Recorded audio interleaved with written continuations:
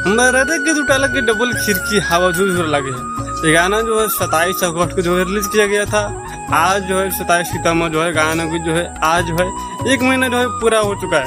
1 महीना में कितना लाइक मिला, कितना व्यू मिला, कितना कमेंट मिला, सारी जानकारी डिटेल में देंगे आपको। आप जो है वीडियो में रहना। अब पहले बात करते हैं गाने को जो है अब तक जो है 2,57,00,000 जो है अब तक जो है व्यू मिल चुका है। यहाँ पर देख सकते हैं 4 लाख प्लस जो है अब तक जो है इसका जो है लाइक भी मिल चुका है। यहाँ पे ये भी देख सकते हैं कमेंट जो है 27,000 प्लस जो है अब तक मिल चुका है।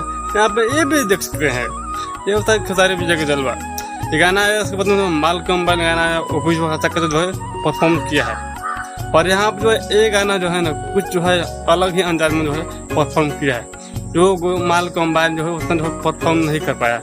पर यहाँ पर जो है रानी जी के डांस और खेसारी विजय यहाँ जो है ना पूरा जो है ऑडियंस को जो है दिल का जीत लेता है। इसलिए लोग बोलते हैं trending star, hit machine, global star.